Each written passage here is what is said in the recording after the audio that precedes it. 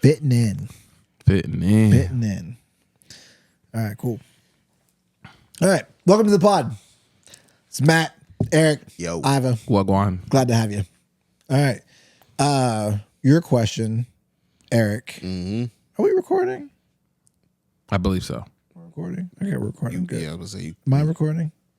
I can't. Your thing. Yes, you are. You're Yep. recording. Okay, good. All right, Eric. Your question is something to do with fitting in. Go ahead. yes. So you're a creative.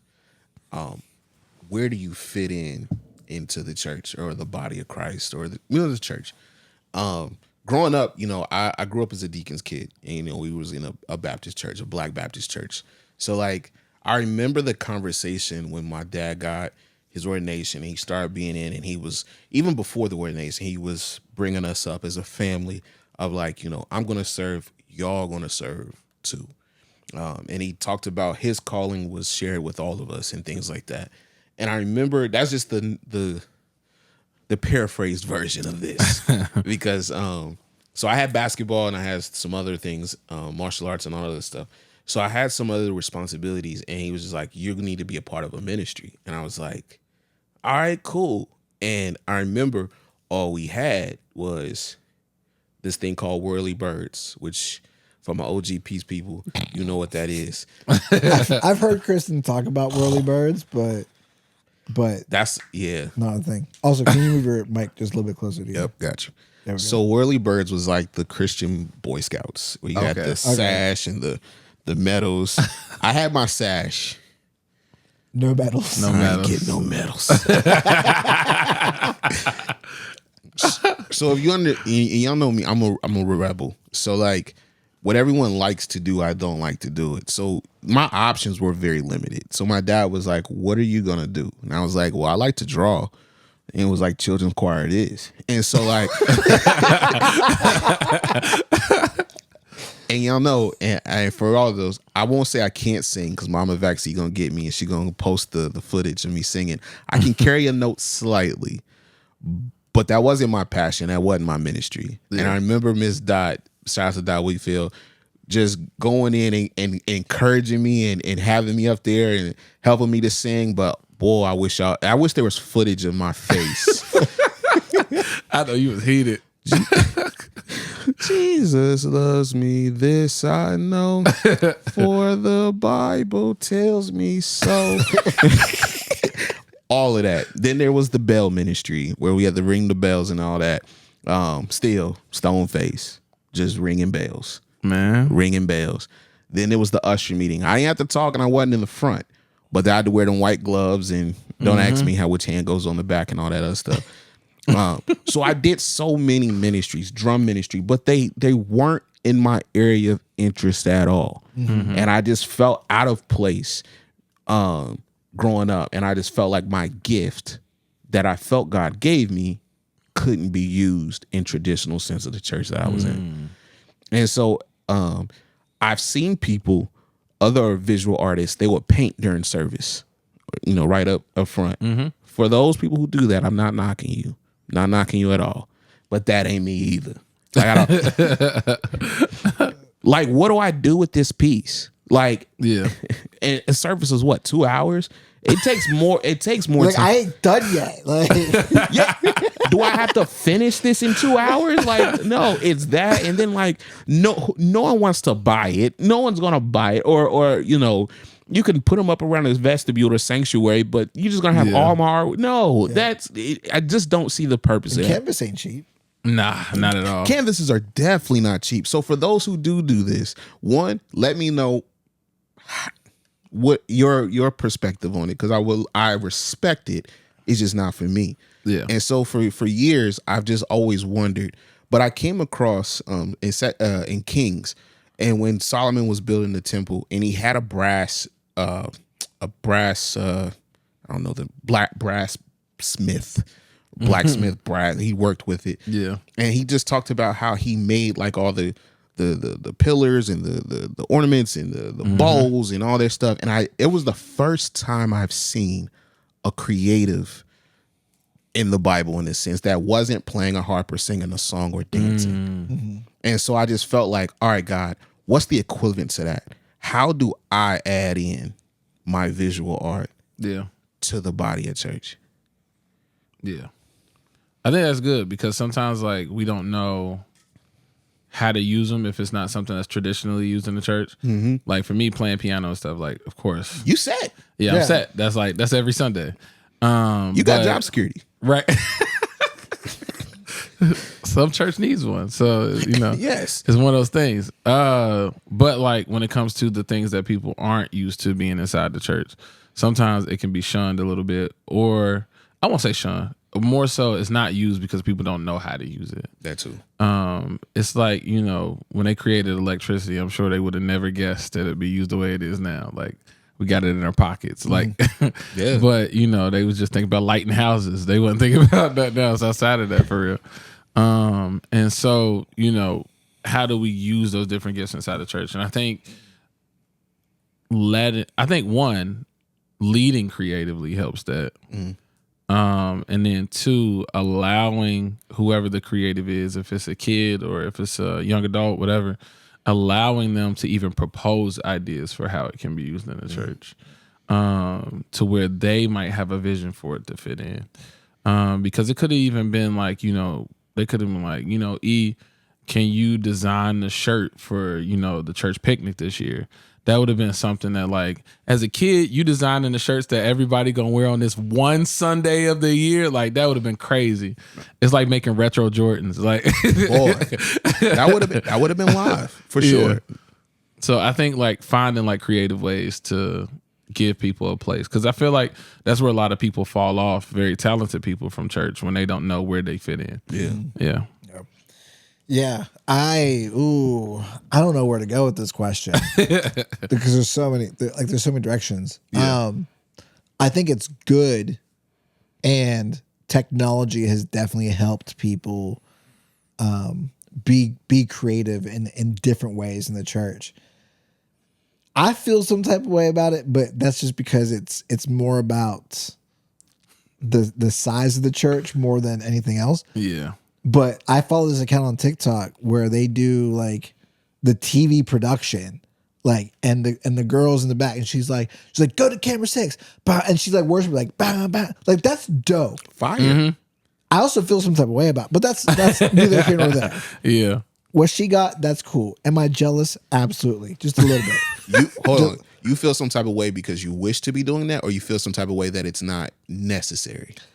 I feel some type of way that it's not needed to be talked about on this podcast, but to not give people to give people a little bit, like it's that like that inside of me, like are we doing church wrong?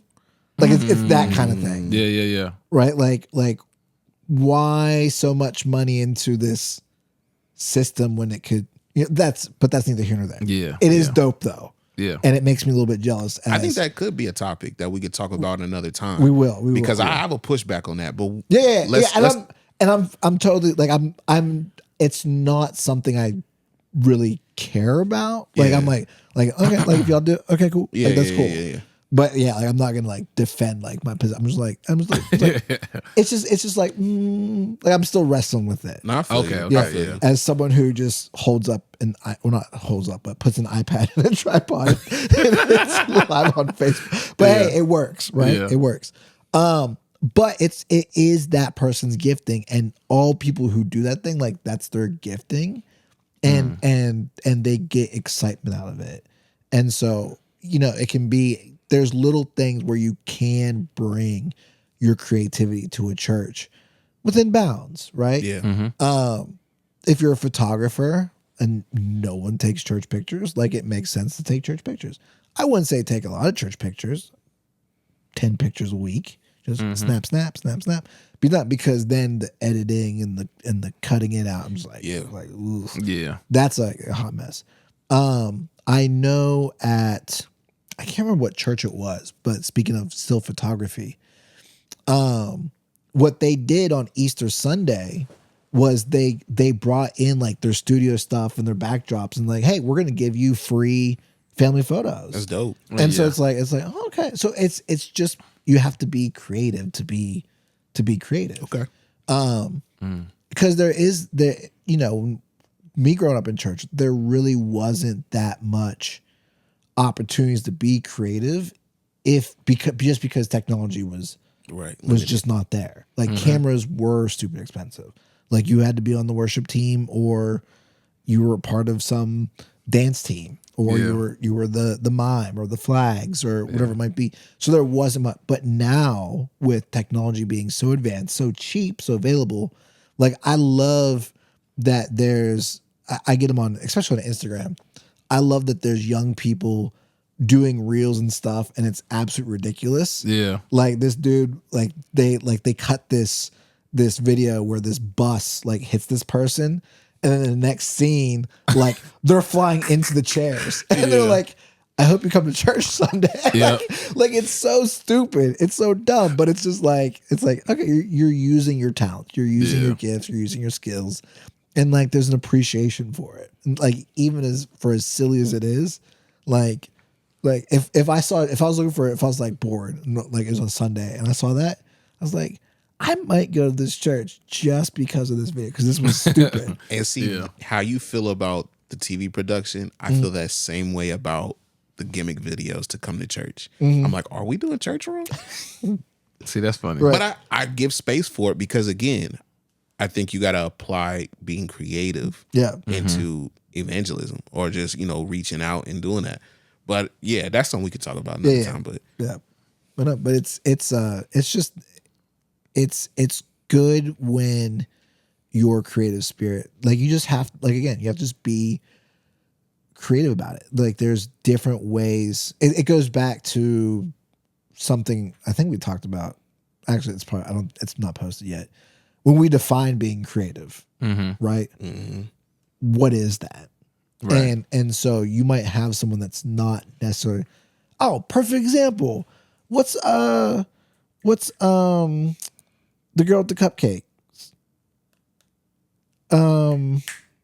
Nisha's daughter. Elise Cupcakes, fire. The best. They are. Listen. Shout out to Elise. We need to get some cupcakes on the pod. This episode is brought to you by Elise's Cupcakes. Facts. Factual. Hit her up on it. Trust me. If you're Best ones in the city. Best cupcakes. Oh my gosh. Like, have you had the cupcakes over in Factory 52 in Norwood? No. There's like a cupcake place. Yes, I have. Not as good as Elise's cupcakes. Not even close. Like those are good cupcakes. They are. Not even close. Yeah. Here's a disclaimer, or here's just for the three of us, we are underrated foodies. We tell you no lies. If we tell you it's fire, it's fire. It passes our test. We are tough critics. Very very tough critics, especially with burgers and wings. At least cupcakes are elite. Fire. Elise cupcakes are elite. What's her? Hold on, wait. What's her Instagram? Sorry, we gotta pause the episode. I think it's Elise cupcakes. It is. It's bad because I did the logo, but I should know it. Yeah, Elise's cupcakes. She dropped some this week. She had some cinnamon toast crunch, banana pudding, all that. Banana pudding. Yes. I'll put it in the edit. We're gonna blow her up. Oh my gosh. Sure. We need that. No, she's dope. Yeah. So again, being creative. Hey, I make cupcakes. I'm gonna put my cupcakes out there for the church picnic. Yeah. Okay. It's a way to be creative. Okay. And the way she does her cupcakes is creative. Like it's not just a cup, but it's got little stuff on it. And right. I'm telling you. Fire. Yeah, I'll be ordering cupcakes this week. Right. Next thing you know, next episode we all go. I finally got down to 212. Right. Here we are getting cupcakes. Going back up. From Elise. What were we talking about? Oh yeah, fitting in. Yeah. You really got to be creative. And if you're one of the ones in positions of power, your pastors, your ministry leaders, when your people come to you and say, hey, I have this idea. I want to help. I want to serve. Just plug them in. Plug. That's important too. Right? Like we got a young guy, Nick, at our church. He's been helping me out with the stream, which I mean, type in the thing on Facebook and hit go live. Yeah. But now he's doing the stuff with our sound guy, Damon. And learning the board and doing the slides and stuff like that. So it's all these things rolled in one. So when they say like, hey, we want to do it, for as much as ministry leaders and we about people not serving, Yeah. and here we got people wanting to serve, and Man. you're just like, sorry, can't you? Like, that's messed up. Yeah. Because I think we make it into like, all right, like you ever seen the movie Ants? Yeah. And it's like when the ants are born, you're Bug's either life was better, but that's neither here nor there. I see no lies. both are garbage trucks juice. But when you were a worker or you were a soldier. Yeah. And I feel like when in the black church, I felt like I had to be a preacher or a singer. And I felt like for me, like, I know I ain't built to sing. And I ain't built for the musical aspect at all. Yeah. And I got into preaching because I feel like this is the closest thing I can go to creating visually was that. And I felt like you just had to kind of You're good. Keep going. fit into a certain box. Right. No, I think that's real though. I think sometimes we do box people in when it comes to church. We give them like do's and don'ts of what you can do and not do inside the church. Yeah. That's why like I was surprised like when I was younger, when it came to like the dance part, because like you always see like the mimes and then the people in the liturgical stuff. And you know, it looked more like ballet than anything. And so when my mom sent me to a daggone dance conference with my sister, I was hurt. I didn't want to be there. And she like made me do it. But the part I did participate in, it was like hip hop dancing. But of course, we was dancing to like Kirk Franklin because that's what was like popular back then, like Stomp and stuff like that. And so that or Revolution. And so like we was up there doing that. They had us in like the army fatigue and like Classic. But like hip hop dancing before that was not a part of the church. Like if you come in there doing that, they're gonna put you out like you was Little Richard. So it's just like it's wild. But I think allowing people to be creative and not putting them in a box as well. Yeah. Of course, like you gotta have some guidelines because you don't want nobody like getting up there and be like, you know, mother F the devil. Like it's you don't want nobody to do that. In defense of the Nazi. That's what I was gonna say. Like, where do you draw the line? Because I do agree. I think if I'm in the, I got on like if I'm on a pastor or a leader of a ministry, and I have a young person, not even a young person, just a person that comes up. Where do I draw the line, or where do I create? I want to see draw a line. Where's the boundary of where? Like, is it more scripture based? Is it more you just tune into your Holy Spirit to theirs? Like, where do you draw that line? I'll let Matt answer it then. Okay. Do me a favor real quick. Hit there's a button on the side of that battery. Just make sure that the number comes on. So oh yeah, it's on. Okay, cool. Perfect. Obviously it depends. But like as I'm sitting here thinking about it, like for your church culture, it depends. Like I grew up like young years, baptized and everything till 12, 13, like Romanian Orthodox, very liturgical, very like it's everything set. I honestly could not tell you as a creative where you would fit into that. Yeah. Where you could express, like if it was like, if you're making flyers, if you're live stream, like, yeah, sure. There's that. But in the non-denominational church, the Baptist church or stuff where there's more of a show put on, and that's not a bad term. I'm just saying it's a show. It really is. No, it is. In the Orthodox church, you don't have that. Yeah. So it depends on your church culture, right? The more show it is, there's going to be more space to do those things. I think you got to know the person. As if you're a pastor, like if you've never met this person in your life, and you're like, who are you? Like I'd be like, yeah, let's have coffee. Like let's get get together, right? Share the vision. Like for when we came up to Cincinnati for Peace, like Pastor K, like knew who I was and was like, okay, this guy's not a joker, not play. So when I said like, hey, we want to do like a worship night, he was like, do I gotta be there? I'm like, no. He's like, do I gotta do anything? I'm like, no. I mean, if you want to come, like, he's like, no, you're good. I trust you. Like it's that kind of idea. Yeah. So you Yeah. have to have that level Gotcha. of trust. Right.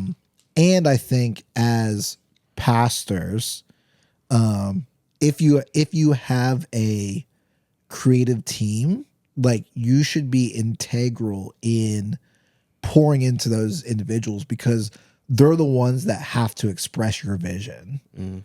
That's good. And so like when Kristen was still at Oak Cliff, one of the things that she did, like Dr. Evans would talk to Crystal, his daughter, about like what he was going to be talking on, like what were the points. Like it was a meeting, and then Crystal would express that to Kristen, where Kristen would have to then write the sermon study guide type thing that goes out to thousands of people. And so as the pastor, like you have to pour into those people to be able to hear and do that. Like, so when I get like the message weekly from our pastor now, Pastor Tom, and it's like, hey, here's the sermon, here's the title, you know, the scripture I'm gonna use. Like I have free range to make it Yeah. how I want because I'm not sure what his vision is. Yeah. And so thankfully, like he has some like really simple ideas. Like our sermon series now is rooted. I'm like, okay, I'm just gonna have big roots showing up. Like and that's and it's gonna be dirt colored, right? That's the thing. But if you're getting into like I can't remember what sermon series it was. Oh, I think it was like a recent one. It was like the church that God built. I'm like, oh, I don't know where he's going to go with this. So I'm like, all right, let me do some blueprints and stuff. And I definitely use ChatGPT for that one. Yes. Because I had no idea what to do. So like as pastor, and things like that, definitely pour into your creative team again because they're giving the visuals to and yeah, creative is more than just visual, but like they're the forward facing campaign of your church. I would have loved to have been a part of a creative team growing up or whatever. That's where I would have been my entire ministry. Is that's where I want to be. That's like that sounds dope. Yeah. Hearing that of like taking a concept and putting a visual to it. I love that. I think Crossroads has like the pastor team has like they get together, they write, They have to do the sermon. I think they do. I love how the visuals match up with the sermon, and I love how like the look of it, like you said, the rooted and the font and all that. I absolutely like when I go to churches or big churches, I look for that. Like that's like production value to me. Like I love to see that, and for me, that makes me want to get up, pause for something like that creatively. Like, oh, I want to do this at our church. Like I want to do that. Like, Yeah. that's dope. Actually answers the question for me too. We got to come up with a creative team. I got you. I say less. Yep. We'll get that going. Yeah. Yeah. And plus, you know, the also like the simplest visual. Like I'm always thinking like, can people in the back see what's on the screens? Yeah. And so like I can't have too many words. Yeah. Like just from practicality. Like I can't have too many words on the screen because they get small. I gotta bold them. Don't use serif, use sans serif, you know, all those things. Like you take those things, and I'm always looking like, and then when I look, I'm like, well, does it sound good? I'm like, oh, speakers a little, you know, it's all those things kind of rolled into one. So it's like, yeah, you just, I don't know, just that whole process of like a Sunday morning is just like, okay, this and this and this and that, and putting it together to make it that thing. I like that. Yeah. Y'all answering questions for me. I legit, when I came up with the topic, I knew we was going to discuss it, but I wanted an answer. And yeah. Thank y'all. I think too, like when you were asking, like, is it biblical or like more so inspired? I don't think there's anything wrong with the inspiration part, as long as it doesn't like do anything that's too crazy. Yeah. I think that because like there has to be a line. Yeah, because so like for instance, when people do plays in churches, like it'd be cool, but sometimes you gotta think of stuff like, one, are you gonna trigger somebody in the congregation? Yeah, because people be dealing with stuff. But two, like we're not gonna make the main character a crackhead just for the sake of being a crackhead. Like, but it's like we go. I'm just saying because sometimes we do that in church, and we try to get like the dramatic thing. So we be like, yeah, main character, she's strung out, and like then at the end, Jesus just gonna save her. And but it's like always like the apocalyptic scenario. Yeah. Like, and no, I ain't gonna go that far. But yeah, like the son is got a bandana on, so you already know what he's about. Like, and he's about to pull up and shoot the pastor, and then Jesus comes and saves, and it's like, oh, come on. It's like an episode of Power. Yeah. It's got to be believable. Mixed with Touched by an Angel. Yeah. Right, mixed with Touched by an Angel. Della Reese. I forgot about Touch. Oh, man. Shout out to Della Reese. Shout out. She was in Harlem Nights. Got shot in the pinky toe. That's a memory unlocked. Yeah. Yeah. Yeah. The creative side to it. I totally I'm blanking now. Oh wow, that went right out my head. I can't remember what I was gonna say. Anyway, That pinky toe. I was just gonna say, I think inspiration has a place too. Oh, that's what it was. Inspiration. Yeah. Because Kirk Franklin does that. Yeah. So, like when it I know from Christmas, I think it was Christmas last year. Mm-hmm. There was this is again the showpiece. There was a church. Their drummers, like their little drummer boys, were like strung onto like suspension wires and like flew around the sanctuary. Yo, That's fire though. And I'm just like, again, this goes back, right? Yeah. But it's just like, okay, this is cool. But also like, did they sign waivers? Yeah. What was insurance like? Was for it this? distracting? Yeah. yeah. Yeah. Cause you're gonna get people that are gonna like, they already hate the church. Yeah. And so then they take it like you could have used that money for Anything we do outside of that. And I think go ahead. Nah, go ahead. Because I was I'll gonna say it in a minute. because I was gonna ask, like, no matter what we do, we're gonna be judged harshly for the outside world. And I don't think we need to abide by that, but I do think we need to be cognizant of it.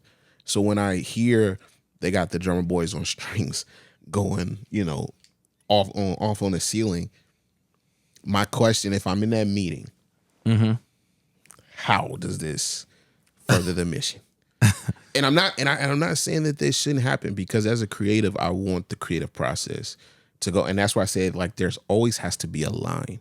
Like, I just be like, where do you draw that line? And is it across the board? And I think what you talked about, the culture of the church matters.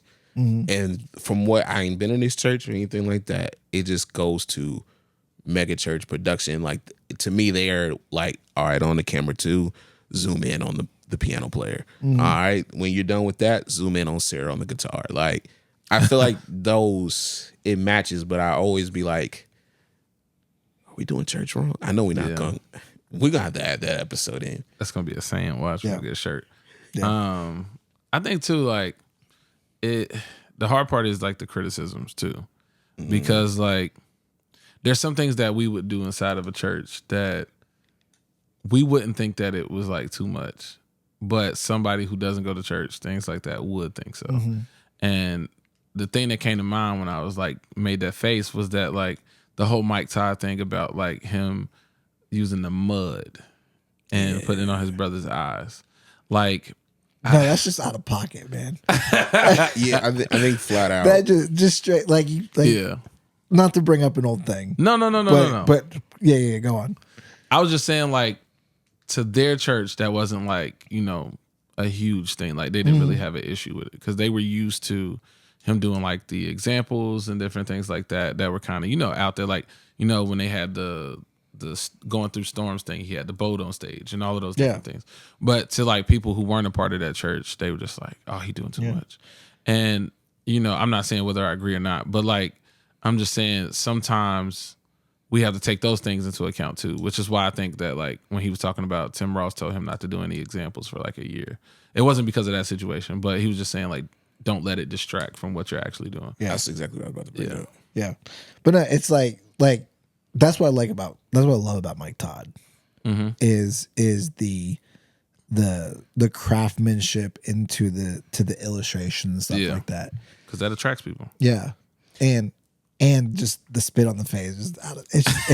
That's definitely a line. Like if you rub and spit, like I'd be like, no, because you can spit in your hand but like to actually do it, it's just like. In his defense, that was his blood brother, so it's like I get it. You know, I don't know. I struggle with that, and with his just that one.